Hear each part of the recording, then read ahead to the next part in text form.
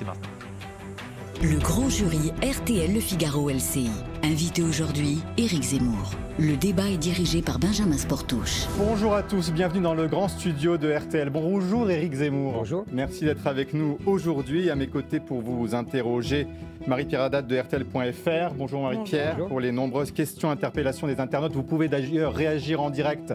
Hashtag le grand jury sur tous nos réseaux sociaux. Et puis bien sûr, Guillaume Roquette du Figaro. Bonjour Guillaume. Et Adrien Gindre pour TF1 LCI. Bonjour Adrien. Bonjour. Alors Éric Zemmour, dans votre dernier livre, voici ce que vous écrivez.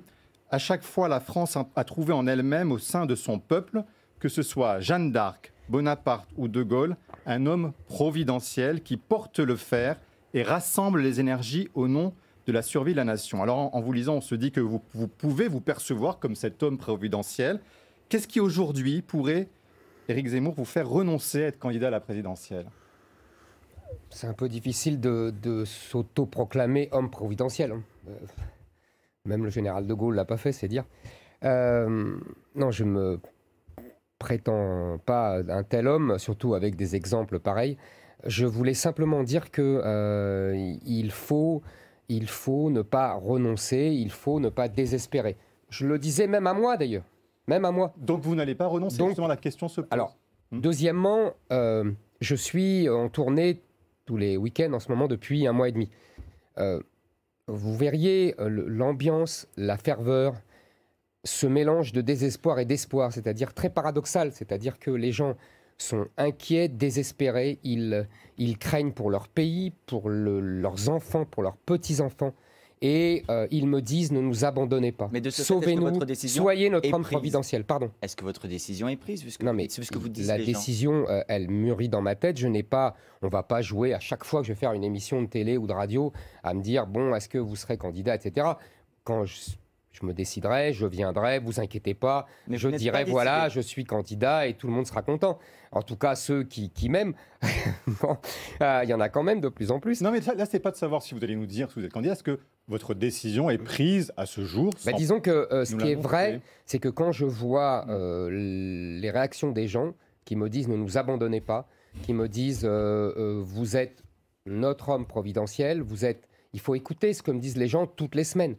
Et c'est même émouvant, c'est même, comment vous dire, ça fait à la fois chaud au cœur et ça donne une responsabilité énorme. Donc, si vous voulez, ça compte évidemment dans ma prise de décision. Et Et les donc, dates, dans les- l'hypothèse où vous vous présentez, est-ce que vous pensez que vous pouvez gagner l'élection présidentielle ?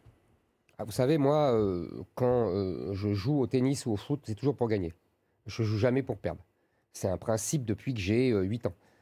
Donc, oui, si je me présentais, ça serait pour gagner, évidemment. On dit que le 9 novembre peut être une date pour vous possible de candidature, puisque c'est l'anniversaire de la Vous mort du savez- général de Gaulle. Est-ce que ça peut être une date symbole pour vous ? J'ai appris, quand j'étais journaliste politique, la phrase de Bernadette Chirac qui répétait sans cesse « Ceux qui savent ne disent rien, ceux qui ne savent pas parlent ». Donc, ça fait partie de la phrase de Bernadette Chirac. Guillaume, Il y a quelqu'un qui pense que vous ne pouvez pas gagner cette élection, c'est Marine Le Pen, qui dit « Vous n'avez aucune chance, il n'a aucune chance d'être présent au second tour parce que vous méprisez une grande catégorie de Français. » Et là, il y a un reproche qui est de dire « Le président de la République, c'est quelqu'un qui doit rassembler, alors que vous divisez. » Il y a plusieurs questions dans votre question. D'abord, le mépris d'une partie des Français. Je ne vois pas où il y a seulement un mot, une phrase qui prouve que je méprise une partie des Français. D'ailleurs, le mépris n'est pas dans mon caractère. Quand vous dites que Marine Le Pen est enfermée dans un ghetto ouvrier de chômeurs, le mot ghetto, est-ce que C'est c'est ça. pas un mot de mépris? Ah d'accord. Non, j'ai compris maintenant, depuis que les sondages me donnent au second tour, j'ai compris que chaque mot que je prononce est décortiqué et retourné contre moi. Donc, je vais prendre, si vous voulez, le temps de Vos répondre adversaires très vous vite. écoutent. Quand je parle de ghetto, je parle de ghetto politique. C'est-à-dire que je considère que Marine Le Pen a enfermé ses électeurs, qui sont pour la plupart des électeurs des classes populaires, ouvriers, chômeurs, employés, dans un ghetto politique parce qu'elle n'en sort pas et parce qu'elle ne les sort pas de ce ghetto. C'est-à-dire que le vote pour Marine Le Pen ne sert à rien puisqu'elle ne peut pas gagner la présidentielle, puisqu'elle n'a pas l'alliance avec une partie de la bourgeoisie des CSP+. que vous avez, vous, En Éric France, Zemmour on ne gagne pas. C'est le Parti communiste des années 60. Vous savez, le Parti communiste est monté jusqu'à 25%. Bon. Il n'a jamais gagné, parce qu'il était enfermé dans un ghetto politique. Ce n'est pas insulter les gens qui y sont que de dire que c'est un ghetto politique. Au contraire, c'est de dire que celle qui les conduit ne les enferme dans ce ghetto politique. Ce n'est pas la même chose. Mais je reviens à la critique de fond. Oui. Le président de la République, c'est celui qui rassemble. Mhm. Et vous, par les thèmes que vous utilisez dans votre pré-campagne, vous les divisez, les Français. D'abord, je ne crois pas à votre analyse. Je pense que le rassemblement est le faux-nez de la soumission à l'idéologie dominante. Le général de Gaulle divisait tellement qu'il a failli se faire assassiner plusieurs fois. Vous voyez, simplement, il tranchait. Il tranchait, il prenait des décisions. Il ne se soumettait pas à l'idéologie dominante. C'est ça, le président de la République. Deuxièmement, quand vous dites que je clive, non. D'abord, il y a un gros problème, un des points de désaccord fondamentaux avec Mme Le Pen, c'est que je n'emploie pas les mots de l'adversaire. Parce que moi, je crois au combat des idées, contrairement à elle, et je crois que la gauche, le génie de la gauche, c'est d'imposer sa sémantique et ses mots. Vous savez, c'est le vieux mot de Lénine qui disait « Faites-leur manger le mot, ils avaleront, vous leur ferez avaler la chose ». Ça, Mme Le Pen ne l'a jamais compris. C'est son problème. Vous assumez... Moi, je n'emploie pas les mots des adversaires. Donc je clive. Donc je clive parce que la gauche hurle. La gauche hurle quand je parle parce qu'elle ne... Attendez, Oui. j'ai pas fini ma démonstration. C'est de diviser, au-delà de cliver. Non, je ne divise pas. Pardonnez-moi, je vais y arriver. Donc... Vous choquez, vous blessez parfois. Je choque, je blesse ceux qui veulent être blessés. C'est des professionnels de la blessure. Voilà, il y a beaucoup de professionnels de la blessure dans les médias. Non, c'est pas que les médias, c'est les gens. Il y a beaucoup dans les médias. Attendez, donc je continue. Donc, je n'emploie pas, oui, les mots de la gauche. Et c'est pour ça que la gauche hurle. Et c'est pour ça que les médias hurlent. Parce qu'ils sont furieux. Ils ont compris qu'ainsi, je m'émancipais de leur dictature et j'émancipais les gens de leur dictature. C'est ça le plus grave pour eux. Donc ça, ils m'en veulent. Maintenant, excusez-moi, hein, mais quand vous dites que je clive et que être président rassemble, et c'est rassembler, c'est moi qui rassemble. Quand vous avez 67% des Français qui craignent le grand remplacement, 67% Guillaume Roquette, hein, c'est qui rassemble? Je suis le seul à employer ce mot-là. Madame Le Pen prend une moue dégoûtée quand elle entend ce mot. Quand je lis que 63% des Français considèrent que l'islam, pas l'islamisme, est une menace pour la République, qui rassemble? Je constate que Madame Le Pen est dans le dernier tiers de gauche de la France. Voilà. Qu'il y a un bloc qui est fait entre 65 et 70% des Français, si c'est pas rassembler ça, je vous demande, et qui pense exactement comme moi et qui ne pense pas comme tout le reste alors, justement, de la mais classe tout de même, politique. quand vous voyez que notre sondage BVA Orange.RTL dit que 7 Français sur 10 ne souhaitent pas votre candidature, là, ça peut quand même vous interroger sur votre capacité de rassemblement. Mais puisque vous parlez des sondages, les évoquez. Mais vous savez, pour l'instant, 1, je ne suis pas candidat, 2, on est au premier tour. Donc, je reçois les sondages. Moi, je vois sur le fond. Pas ma personne qui compte. La personne, c'est l'important, c'est le fond. Le fond, il y a 70% des Français qui sont d'accord avec les mots que j'emploie, qui clivent, qui choquent, qui blessent, etc. Maintenant, après, moi, je suis sûr que les Français vont tout à fait comprendre que entre celui qui emploie les mêmes mots qu'eux, celui qui fait les mêmes analyses qu'eux, c'est évident que c'est celui qui est le plus proche d'eux. Une question, Marie-Pierre. Oui, justement, quand vous dites que vous n'êtes pas candidat, on a reçu beaucoup de commentaires d'internautes, notamment Guillaume qui habite à Bordeaux. Je précise que ce n'est pas celui qui est en plateau avec nous. Il déclare, lui, que votre non-candidature, c'est un faux suspense.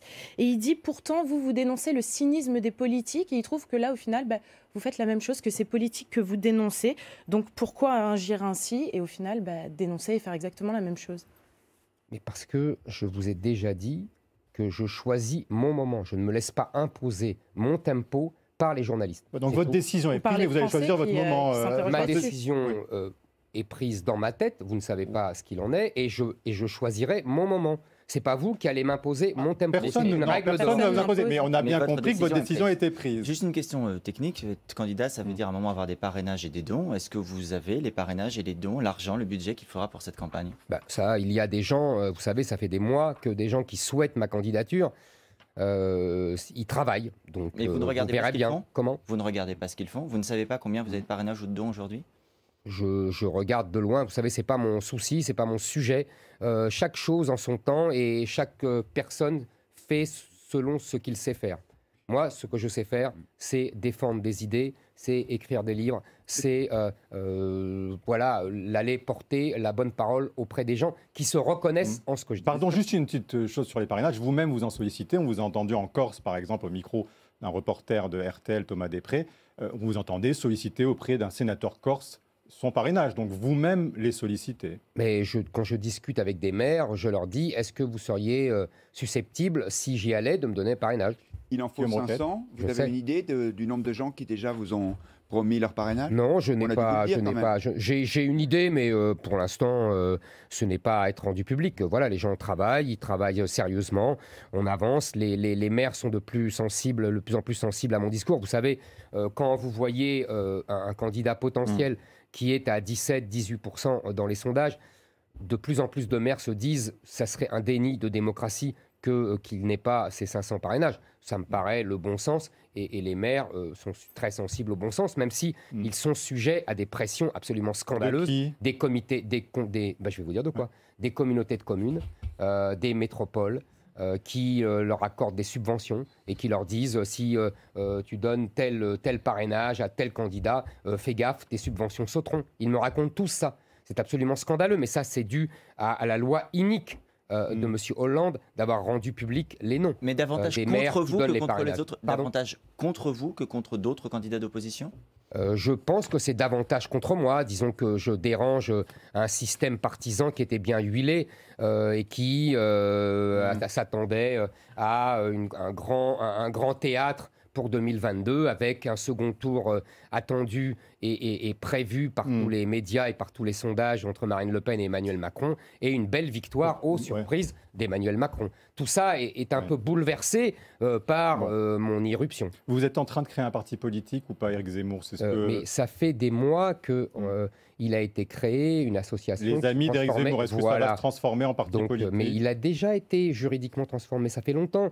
Il n'y a rien de nouveau. Mais vous n'en avez pas la présidence. Ça fait des mois. Vous n'en avez pas la présidence. Mais si vous voulez, peu importe que j'ai la présidence, pas la présidence, vous savez, tout ça, c'est des détails. D'accord. Ne m'enfermez pas dans des détails. Pas on est là mais pour juste parler. Votre décision est prise. Ne parlez pas de la cuisine, ça n'intéresse personne. On va venir au fond. Est-ce que vous pouvez juste nous dire... Ça fait 10 minutes que je suis là, vous parlez de cuisine. Est-ce qu'il y a une échéance?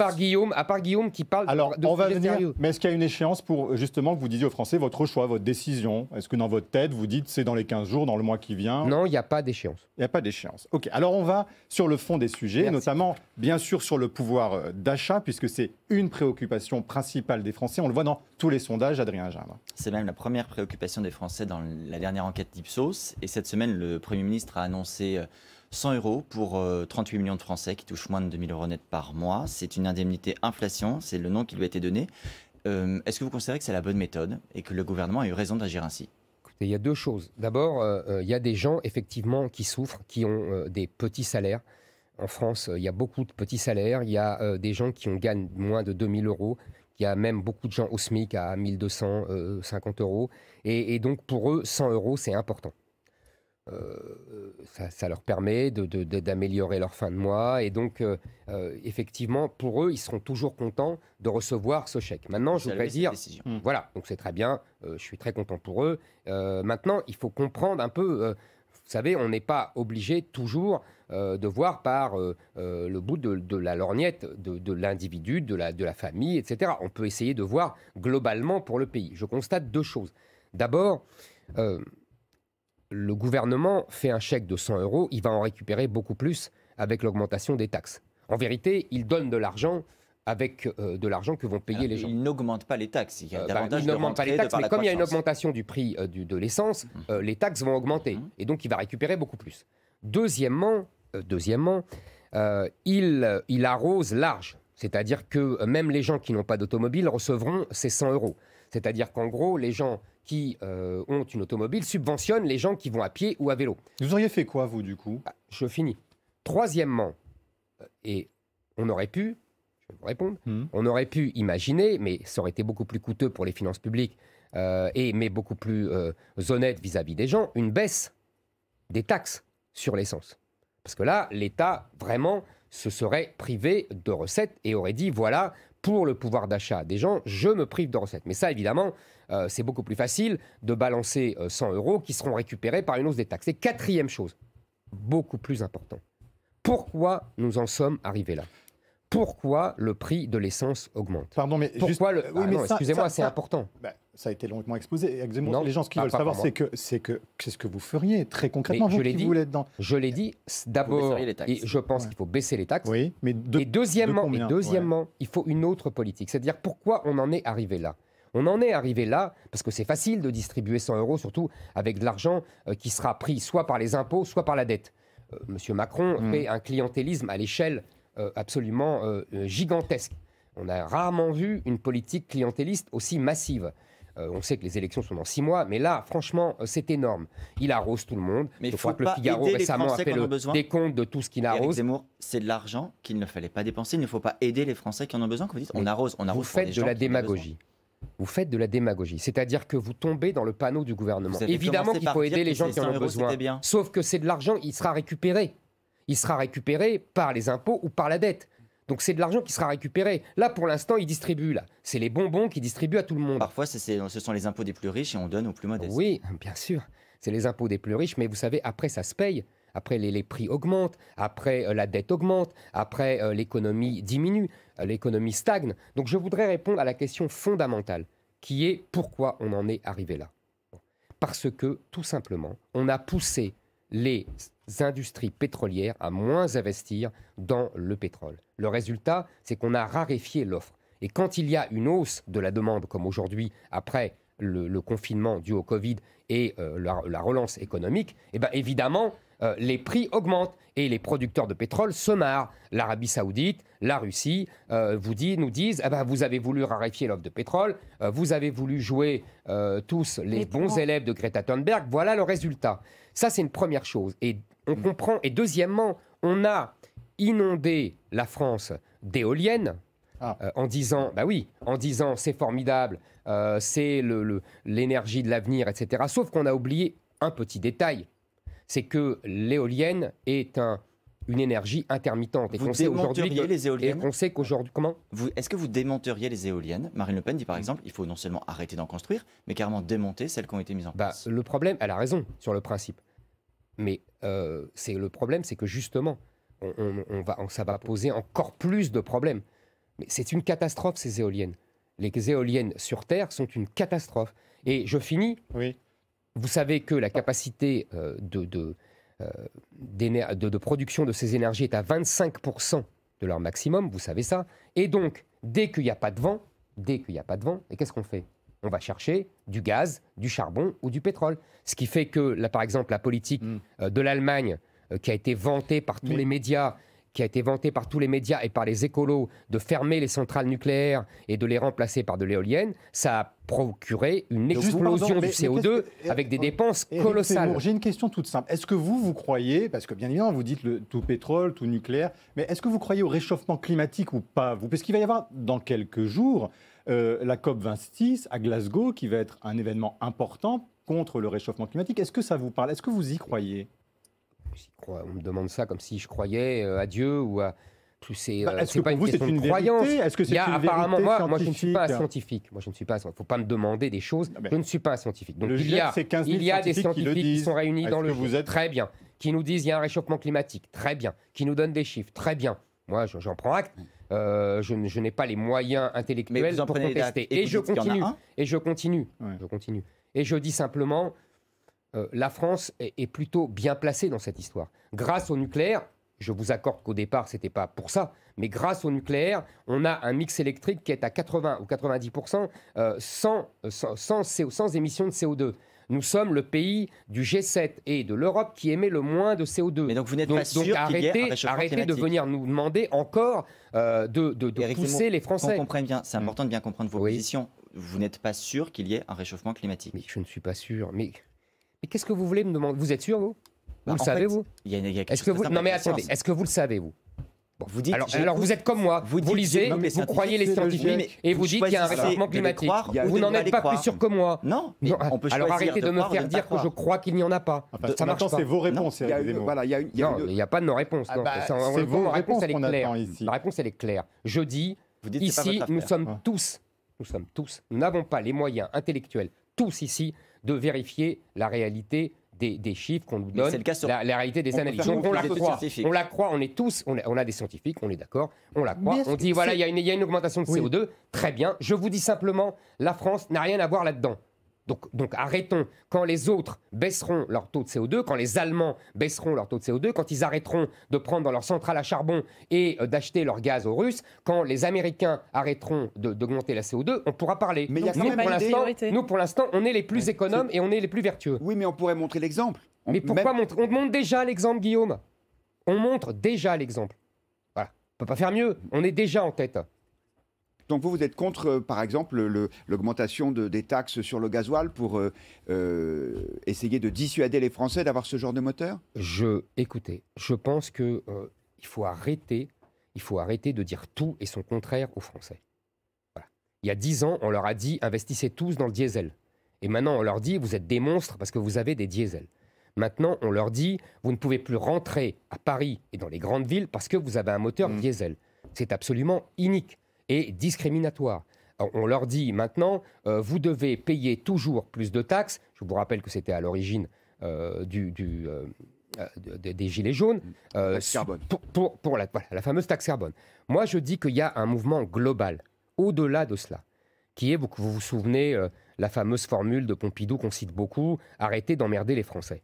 Depuis 10 ans, on ne cesse d'emmerder les Français. On ne cesse d'emmerder les Français avec ces taxes, avec ces voitures qui ne peuvent plus rentrer dans les grandes villes, avec ces axes piétonniers et réservés aux vélos qui tuent les commerces. La rue de Rivoli, les commerces ferment à Paris, les uns après les autres. Ouais. À Paris, pardon, merci. Et dans les autres villes, c'est la même chose. Dans les autres grandes villes dirigées par la gauche. On n'arrête pas d'interdire ceci, d'interdire cela, d'interdire les terrasses chauffantes. On passe son temps à emmerder les Français. Moi, je pense qu'il faudrait arrêter cela. Par exemple, je vais vous donner un exemple. Par exemple, supprimer le permis à points. Supprimer le permis à points. C'est pourquoi ? Mais parce que tout simplement, ça ne sert à rien. Et mais là, c'est pour éviter les accidents. Donc là, les accidents, vous savez, entre des pays qui ont le permis à points... On est passé de 15 000 à moins de 5 000 morts. Absolument, entre 72 et aujourd'hui. Oui. Mais ce n'est pas dû au permis à points. C'est dû à l'amélioration des voitures, à la ceinture de sécurité à l'arrière. Donc on ne sanctionne pas les infractions routières ? Mais ça n'a rien à voir. Comment vous avez des infractions routières, vous payez des PV. Ça n'a rien à voir avec les points. Il y a les deux en l'occurrence. Il y a les deux en l'occurrence. Donc les points maintenant, c'est un racket organisé par l'État. Vous savez combien ça coûte un stage de déjà, c'est infantilisant au possible. Les Français ne peuvent pas travailler pendant deux jours et ça coûte 300 €, entre 250 et 300 €. Ça a été augmenté récemment avec l'épidémie du Covid, ça coûtait 150. Ça rapporte 75 millions d'euros. Mais c'est du racket. C'est pas des magots. Non, c'est pas des magots. Je vais vous dire. Il y a près de 4 ans. Comment ? Ce n'est pas dangereux d'enlever le permis à points ? Mais vous savez, il y a des pays comme la Suisse, la Suède, la Finlande qui n'ont pas de permis à points. Ils ont moins d'accidents que nous, ils ont moins de morts sur la route. Mais vous diriez la même chose des limitations limitations de vitesse ? Là-dedans. Je pense au contraire que c'est, si vous voulez, ça permettrait de rendre plus confortable la vie. Vous savez, aujourd'hui, il y a plus de 80% des Français qui ont leurs 12 points. Et vous avez près de 90% qui ont leurs 10 points. Est-ce que vous diriez la même chose des limitations de vitesse ? Absolument, je dirais la même chose des limitations de vitesse. En tout cas, on remettrait le 90 km/h sur les routes nationales. Vous savez, en Allemagne, il y a beaucoup moins de limitations de vitesse sur les grandes routes et ils ont moins d'accidents que nous. Donc tout ça, c'est très... Moi, je pense que plus de limitations sur les autoroutes. Écoutez, je vais pas tout comme ça à supprimer. Je vais pas jouer au Père Noël. J'ai toujours trouvé que les limitations de vitesse sur les autoroutes étaient assez inutiles, mais voilà, parce que c'est les plus. En fait, les autoroutes sont les plus sûres. Vous savez, ce sont les routes les plus sûres. Bon. Donc maintenant, c'est surtout vous prenez quand même ce genre de décision très concrète. C'est de remettre les 90 km/h. Je vous rappelle que c'est une des causes.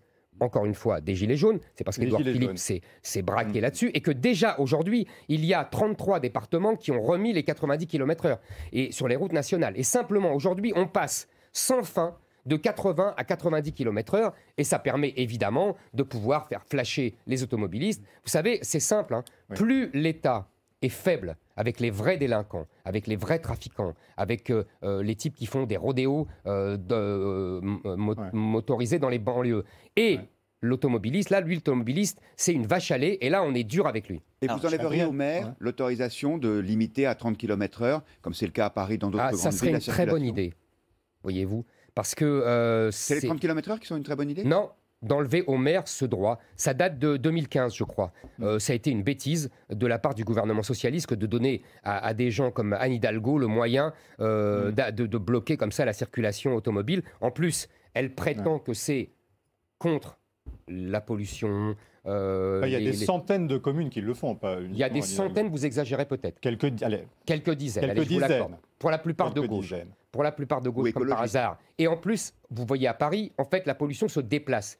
Et les embouteillages provoquent de la pollution. Et en attendant, elle rend impossible la vie des Français et des automobilistes. Je vous rappelle qu'il y a 18 millions de Français qui ont besoin de leur voiture pour aller travailler. On n'est pas tous à Paris à avoir le métro. Puisqu'on parle sanctions et non Vous fonctions. faisiez Une allusion question à l'instant Adrien au Tardy. rodéo urbain, par exemple. La semaine dernière, à votre place, Valérie Pécresse faisait une proposition, enfin renouvelait une proposition, durcir les peines dans les quartiers les plus criminogènes. Est-ce que c'est une bonne idée? Vous savez, je m'amuse beaucoup de voir maintenant tous ces candidats qui, pendant 20 ans, 30 ans de leur vie politique, n'ont absolument rien fait quand ils étaient au pouvoir, maintenant se réveiller tous en disant « mais oh là là, il faut être sévère, il faut être implacable avec le crime ». Enfin, passons. Oui, il faut effectivement renforcer les peines. Je pense d'ailleurs qu'il faut aller bien au-delà. Spécifiquement Je pour pense, certains quartiers ou en général, là, vous dites? Vous savez, on n'a même pas besoin de cibler certains quartiers, puisque ce sont toujours les mêmes qui provoquent, qui sont la cause des délits. Donc, il faut simplement un plan plus global. D'abord, il faut contraindre les juges à émettre ces peines. Parce que les juges, beaucoup par idéologie, d'autres, d'ailleurs parce qu'on leur dit qu'il n'y a pas de place en prison, ce qui est vrai, refusent de sanctionner et libèrent à la grande fureur des policiers qui ramènent les mêmes 10 fois, 15 fois. Il y a 15 000 places de prison qui sont en construction ou qui sont engagées. Ouais, mais jusqu'à vous savez, 2027. ça fait 4 ans que j'entends ça, et ça fait même 15 ans que j'entends ça. Sauf que les peines de prison, les places de prison, pardon, ne sont toujours pas construites. Combien vous en construiriez-vous Non, moi d'abord, il y a des choses beaucoup plus simples à faire. Il y a 25% d'étrangers dans les prisons françaises à expulser. Déjà, ça libérerait vos 15 000 places. De manière immédiate ou en fin de De peine? manière... Moi, je vais vous dire, il faut voir avec les pays qui les reprendraient, mais moi, je serais favorable, même avant même la fin de leur Mais ils peine. ne les reprennent pas, qu'est-ce que vous faites, Éric Zemmour? Je les force à les reprendre. Comment? Ce sont leurs nationaux. Mais comment vous Mais les... c'est simple, vous savez, Vous les ça, mettez c'est... sur des bateaux, puis ils arrivent au pays et on attend de Mais savoir cher comment monsieur, ils je vous répète, Oui. ce sont leurs nationaux. Mais donc on ne comprend pas comment vous faites. Mais Puis, ce sont leurs nationaux, ils sont contraints de les reprendre. Et si jamais Mais ils ne contraints veulent par pas, quoi? et si jamais ils ne veulent pas les reprendre, nous avons des moyens de pression pour qu'ils les reprennent. Lesquels? Nous pouvons supprimer l'aide au développement. Nous pouvons supprimer les visas aux habitants et de ces gens qui viennent en C'est ce que le France, gouvernement en commence à particulier faire, les d'ailleurs. élites. C'est ce que le gouvernement commence à faire. Gérard Bah, Darmanin oui, l'a annoncé oui, vous avez avec raison. l'Algérie ou le Vous avez Maroc. raison. Emmanuel Macron Sur a les mis. visas. Vous avez tout à fait raison. D'abord, je ne sais pas s'il le fera, en tout cas, il l'annonce. C'est déjà ça. Mais vous avez raison. Emmanuel Macron a compris au bout de 4 ans et demi qu'il y avait des moyens de pression. Il peut continuer. Vous voyez, j'en donne d'autres moyens. Puisque manifestement, l'Élysée et le stage de l'ENA d'Emmanuel Macron pendant 5 ans, et qu'il apprend, il a appris sur le nucléaire, il a appris vous voyez, sur la réduction des visas. Donc, voilà, il y a d'autres moyens. Juste avant la pause, une question très rapide sur les gilets jaunes de Marie. Oui, vous avez évoqué les gilets jaunes. Eh bien, Fabien Roussel, le candidat communiste à l'élection présidentielle, lui a appelé les Français à se présenter devant les préfectures pour manifester leur colère par rapport à la crise du carburant. Est-ce que vous appelez aussi les Français à faire ça? Est-ce que vous êtes d'accord avec ce que propose Fabien Roussel, pardon? Non, je ne suis pas pour des menées révolutionnaires dans la rue. Je pense que la démocratie, c'est l'élection et que le peuple doit s'exprimer par l'élection. Ça passera par les urnes. Comment? Ça passera par les urnes. Bien sûr. C'est dit, on se retrouve dans quelques minutes pour la suite de ce grand jury d'Éric Zemmour. À tout de suite.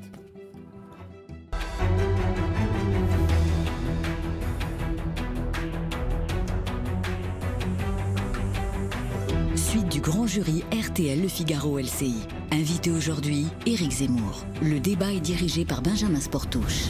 avec à mes côtés Guillaume Roquette du Figaro, Marie-Pierre Haddad de RTL.fr et Adrien Gindre de TF1. LCI, on reste sur cette thématique économique qui intéresse les Français, on le sait, avec une question de Guillaume Roquette.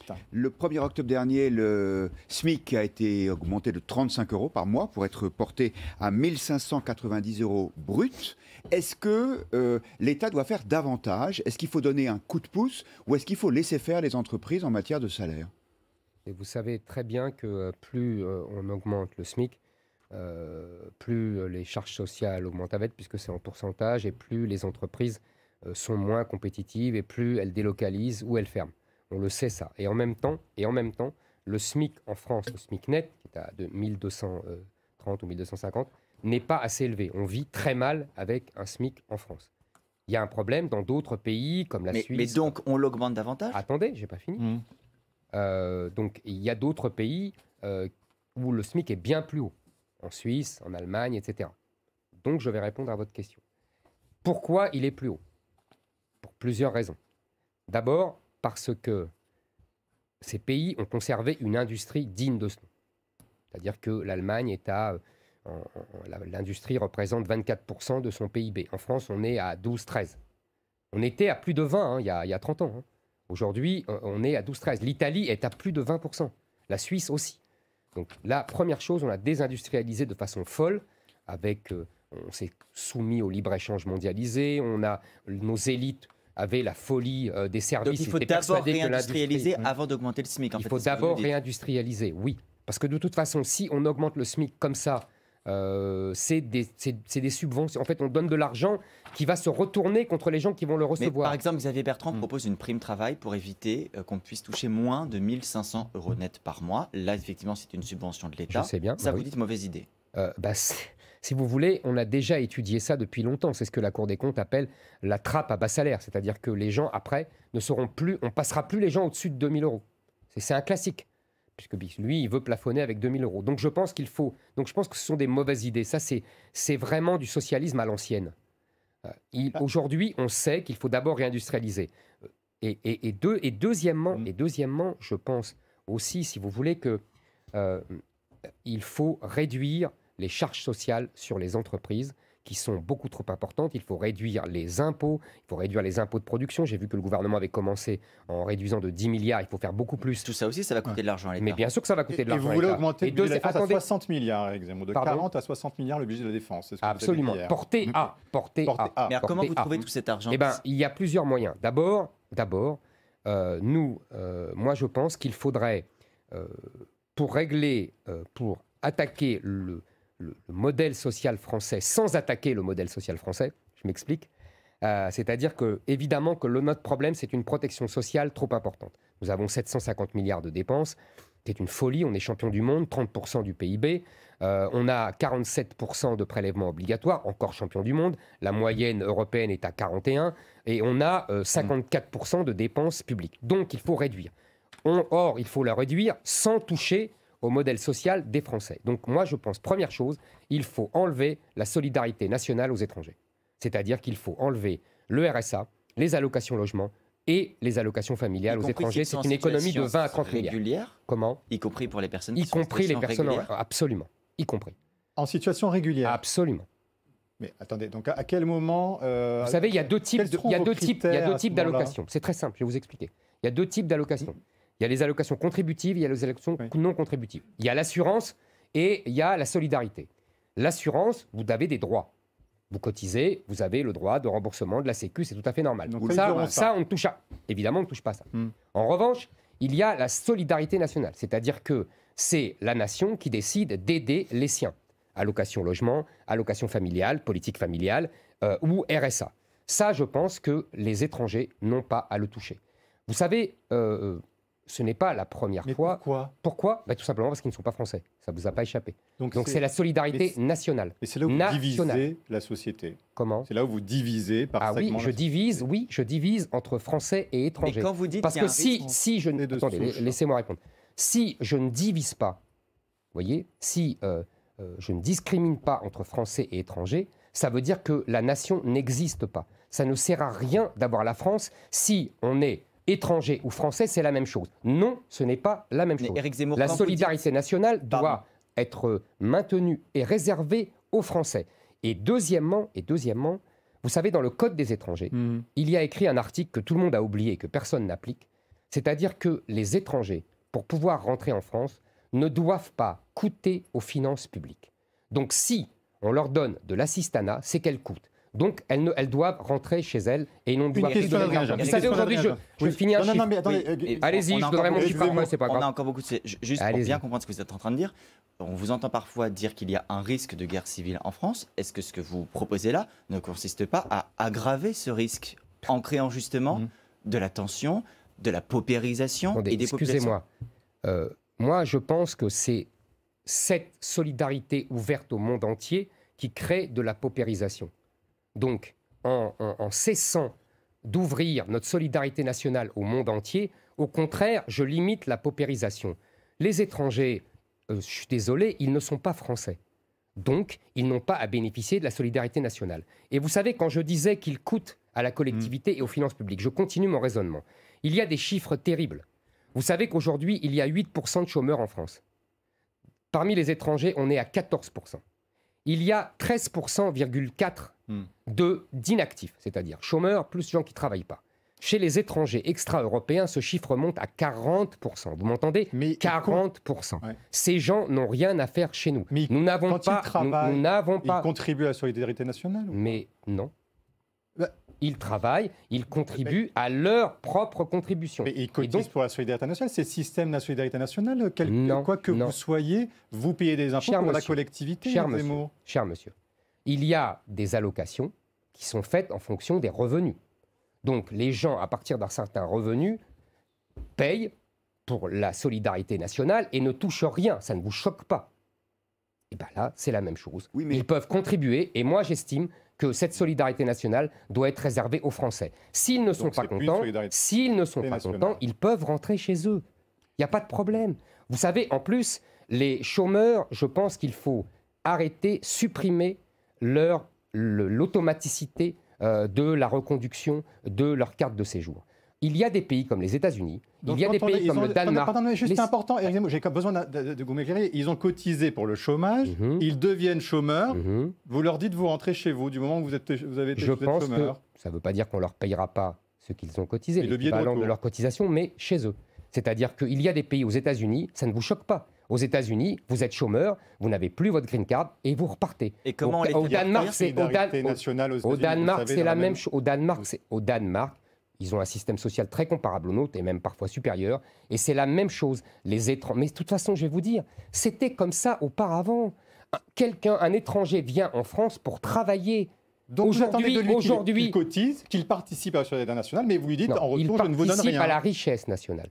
Et en vérité, il reçoit beaucoup plus. Vous savez, il y a eu des calculs de fait. Un étranger qui travaille nous coûte, même quand il travaille, je ne vous parle pas des 40% d'inactifs dont je vous parlais tout à l'heure, mais même quand il travaille, il nous coûte beaucoup plus que ce qu'il rapporte en école, en allocation sociale, quand je ne parle pas du reste. Alors, une question sur le temps de travail, Marie-Pierre. Oui, vous avez parlé du SMIC tout à l'heure, mais sur le temps de travail, est-ce que vous pensez qu'il faut l'allonger? Ça dépend lequel. Je vous explique. C'est-à-dire? Oui. J'ai beaucoup parlé là récemment avec des chefs d'entreprise et je leur ai posé la question sur les 35 heures. Et ils m'ont tous dit que ce n'était plus un problème. Donc revenir à rester à 35 heures. Ça ne sert à rien. Tous m'ont dit ça, dans le privé. Je ne vous parle pas dans la fonction publique, il faudrait y réfléchir. Mais dans le privé... dans la fonction publique, oui, peut-être. j'ai pas... écoutez, je ne vais pas... non, mais je vous pose la question. Je vous dis simplement, il me semble que dans la fonction publique, pour régler un problème de sous-effectif dans certains secteurs, on pourrait peut-être passer à 39 heures. Je ne vous dis pas... voilà, je sais pas, vous voyez, je ne dis pas ça comme ça en claquant des doigts. Je vous dis, c'est une idée que je lance. Dans le privé, les patrons me disent, ça ne servira à rien. En revanche, on a un problème d'activité globale. C'est-à-dire que nous sommes le pays d'Europe où l'activité globale sur toute la vie est la plus faible. Pourquoi? Parce que les jeunes rentrent plus tard dans la vie active, merci, et les gens sortent plus tôt. Bon. Et donc pour cela, nous avons, d'après moi, deux moyens. Le premier, c'est allonger la durée de l'âge de prise de la retraite à 64 ans. Oui. Et deuxièmement, je pense qu'il faudrait faire un système de bonus-malus, quitte à prévoir, vous savez, des baisses de charges sociales comme on fait pour l'embauche des jeunes, pour que les patrons cessent de renvoyer les salariés quand ils ont 50 ans, 55 ans, parce qu'ils coûtent trop cher, parce qu'ils sont soi-disant inadaptés, et continuent, quitte à prévoir une sorte de temps partiel, vous voyez, pour les gens de plus de 60 ans, Ce serait 65 quel genre ans. de Au sanction? Japon, ça se fait très bien. En Allemagne, ça se fait très bien. Et je pense que ça permettrait de rallonger l'activité globale, le temps global des Français, qui est trop bas, et ça permettrait de régler le problème de financement des systèmes de retraite, comme vous le savez, qui nous coûtent 14% du PIB, c'est 2 ou 3% de plus que les autres Mais quand systèmes vous parlez européens. de malus, ce serait quel genre de sanction J'ai que pas vous voulez entendu, imposer? excusez-moi. Quand vous parlez de bonus-malus, ce serait quel genre de sanction que vous voulez imposer aux entreprises? J'imagine, je préfère les bonus, c'est-à-dire que je préfère encourager les réductions de charges sociales. Mais s'il faut, effectivement, si on voit que vraiment les patrons sont rétifs à ce genre de mesures, on pourrait envisager des sanctions Mais financières. globalement, vous dites, Éric Zemmour, que les Français ne travaillent insuffisamment. Je vous ai répondu. C'est ça que Je vous dites. dis individuellement, non, Mhm. mais collectivement, oui. Vous savez que l'enjeu des retraites, c'est largement un enjeu de démographie, parce qu'il n'y a plus assez d'actifs, parce qu'il n'y a plus assez d'enfants. C'est un sujet qui vous tient à cœur, mais vous croyez vraiment qu'on peut aujourd'hui faire une politique démographique, qu'on peut inciter les femmes françaises à avoir plus d'enfants si elles ne le souhaitent pas? Là, vous savez, la politique de la famille, la politique démographique, qu'on l'appelle comme on veut, a été inventée en France parce que justement, les femmes françaises ne faisaient plus d'enfants. C'est tout l'hiver démographique du 19e siècle. Vous savez, sur le temps long, on nous surnommait la Chine de l'Europe au 18e Il faut y siècle. revenir. Attendez, au 19e siècle, là, les Français ne font plus d'enfants. Et donc, d'où nos graves problèmes dans les guerres face à l'Allemagne. Donc, en 1945, on fait une politique et ça marche. Je voulais vous dire ça. Donc là, effectivement, la politique familiale, elle existe déjà. Simplement, elle a été écornée par François Hollande et par les socialistes au nom justement de la différence entre les revenus élevés et les revenus bas, qui était le contraire à la philosophie de la politique familiale mise en œuvre par le grand démographe Alfred Sauvy, qui voulait justement la même somme pour tous les Français, quelle que soit leur classe sociale. Donc oui, il faudra revenir à ce Mais la baisse de système-là. natalité, elle ne s'est pas produite sous le quinquennat de François Hollande. Ce ne sont pas ces mesures-là qui ont entraîné une baisse de la natalité Je en suis France. désolé, ça a commencé à baisser à ce moment-là. Mais vous avez Non, raison. Bon, vous savez que c'est anticipé. Enfin, on pourra Ouais, vérifier, mais c'est En tout cas, ça s'est amplifié. auparavant. Ok. Mais vous avez raison, il y a un autre problème qu'on n'aborde pas.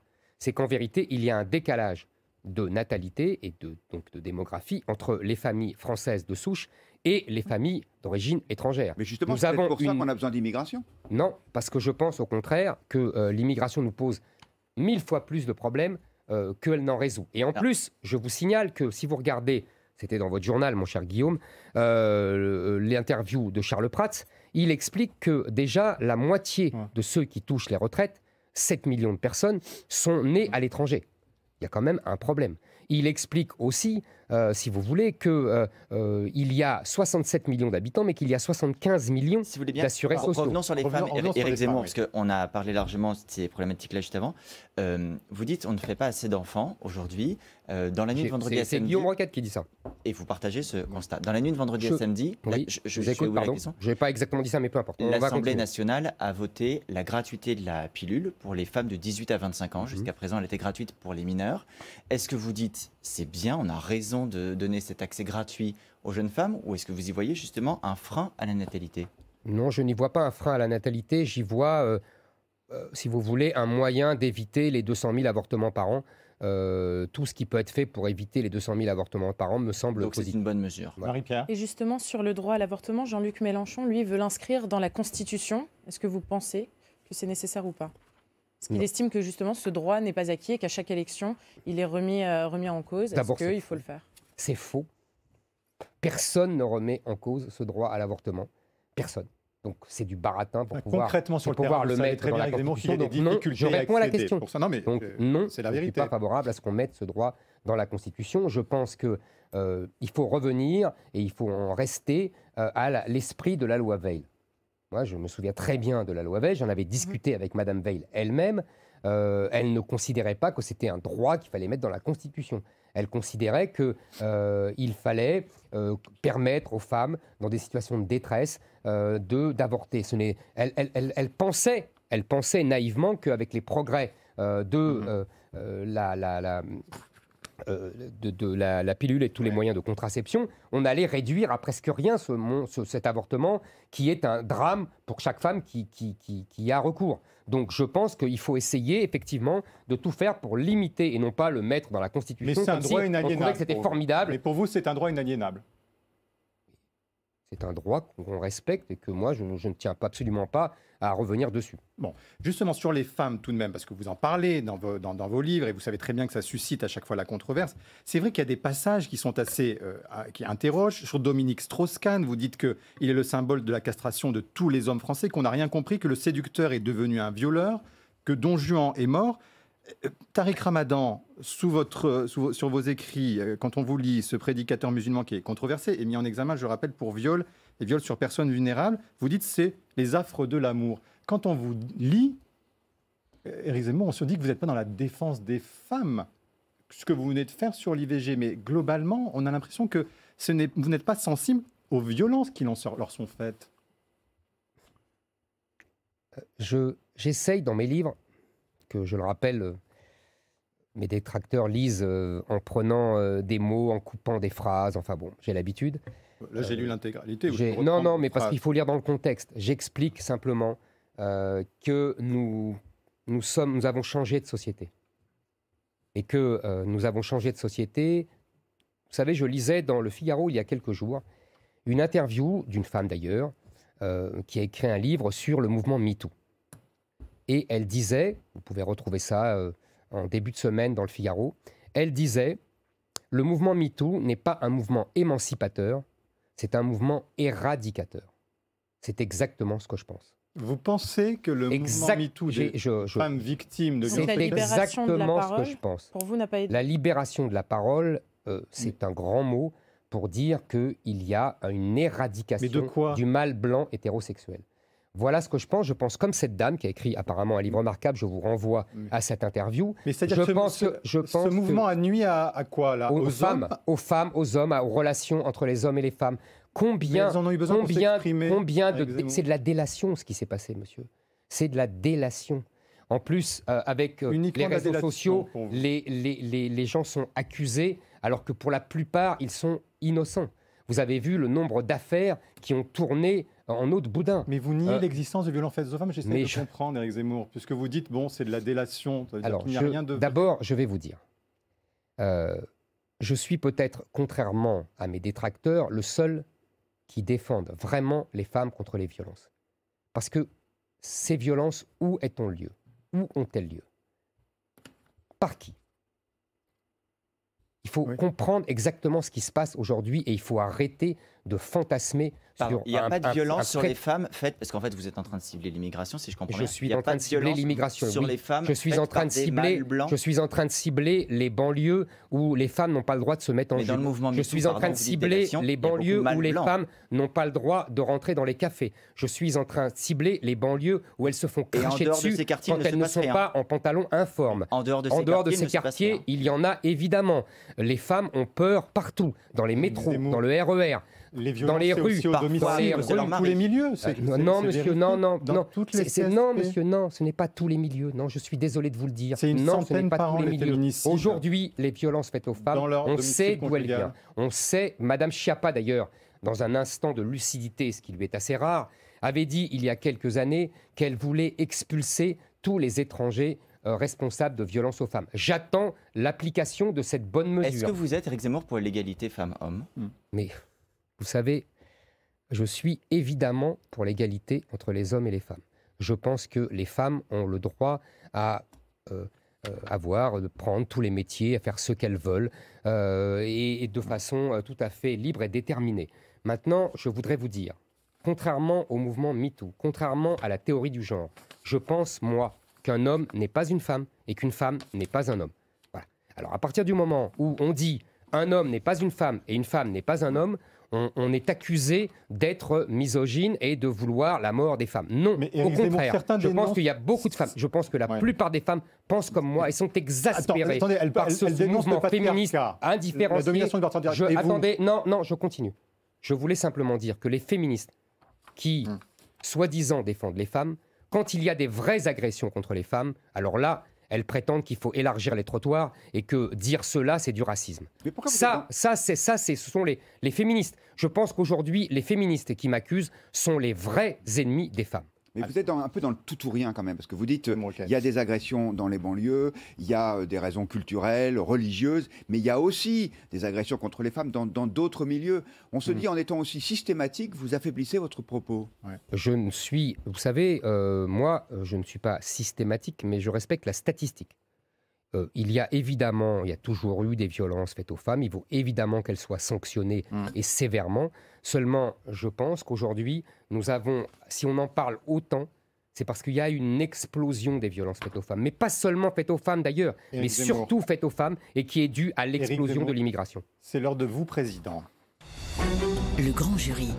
Vous, président. Pour ou contre, Éric Zemmour, la suppression de 200 000 fonctionnaires, comme le propose Valérie Pécresse? Contre.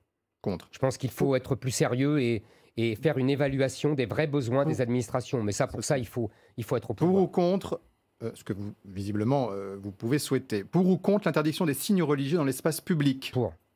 Comme a proposé Marine Le Pen. Est-ce que c'est l'interdiction du port du voile pour les mineurs et pour tous les signes religieux qui pas voile dans l'espace public, la laïcité, pour tout le monde? dont on parle tout le temps, c'est la liberté religieuse, c'est la tolérance, c'est la discrétion de l'État et c'est surtout la discrétion des gens. Alors, donc, dans l'espace public, il n'y a pas de signes religieux ostentatoires qui voilà, c'est tout. On changerait de société si vous étiez président de la République, parce que cette liberté-là, elle serait enlevée aux gens, vous l'assumez. On ne changerait pas de société, on reviendrait à une société qui fonctionnait beaucoup mieux. Moi, j'ai connu dans mon enfance, excusez-moi, même avec moins une de liberté société où il y a, individuelle. mais c'est pas une liberté que d'imposer. Vous savez, jadis, Jean-Luc Mélenchon, il a changé d'avis depuis, avait une très jolie formule. Il disait, le voile islamique, c'est de l'auto-stigmatisation des femmes qui ensuite se plaignent d'être stigmatisées. Il parlait d'or à l'époque. Je poursuis. Pour ou contre, parce que vous avez parlé, on le sait, des prénoms, ça vous est attaché maintenant. Il faut avoir un premier prénom qui soit français. Est-ce que vous êtes pour ou contre l'interdiction du port de vêtements dits ethniques, par exemple, Éric Zemmour? Puisque vous dites que l'assimilation, ça passe par les mœurs. À Rome, fait comme les Romains. Donc, par exemple, on ne peut pas avoir un boubou africain, on ne peut pas avoir une djellaba dans l'espace public aujourd'hui. Un boubou africain, c'est pas possible. Je ne vais pas aller à la police des vêtements à ce point. Je pense que c'est déplacé, oui. En France, on fait comme les Français. Ça ne peut pas être une singularité, une volonté personnelle de se différencier. Il faudrait aller un peu plus profondément dans votre remarque.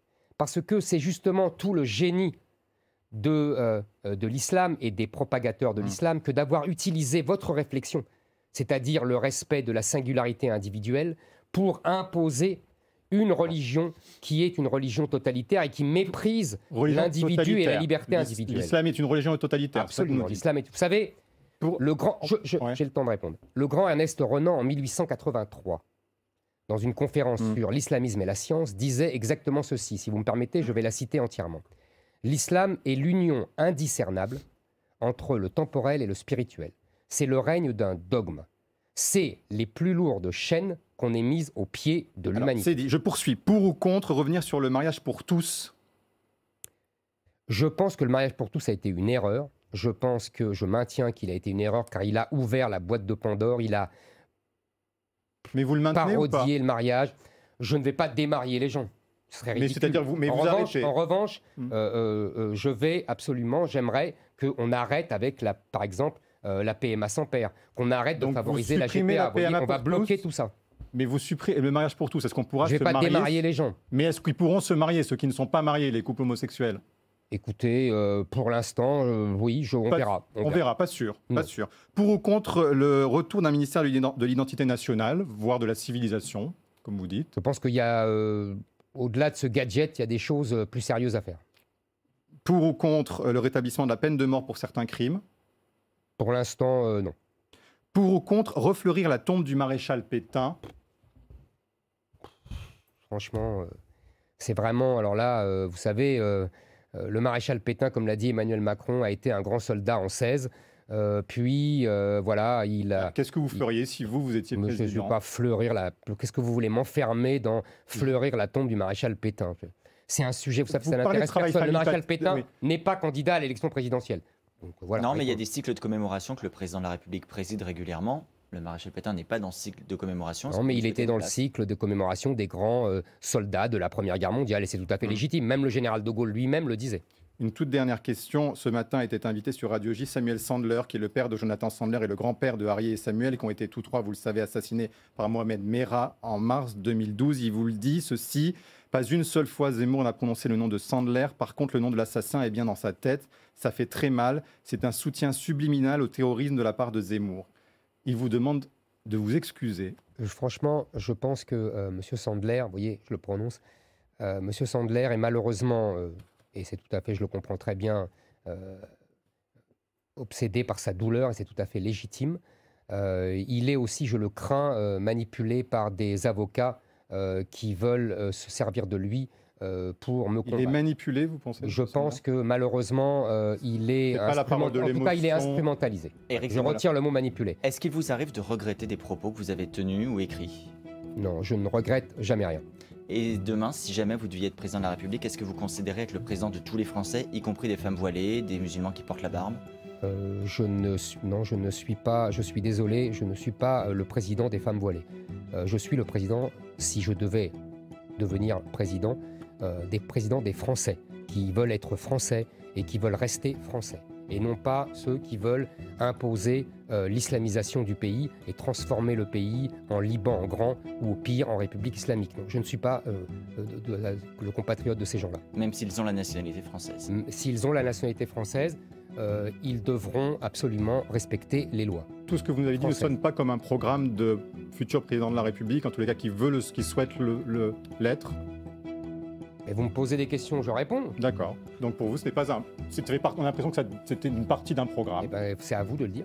Merci Éric Zemmour, merci à tous les trois, merci à tous de nous avoir suivis. Très bonne semaine, à la semaine prochaine.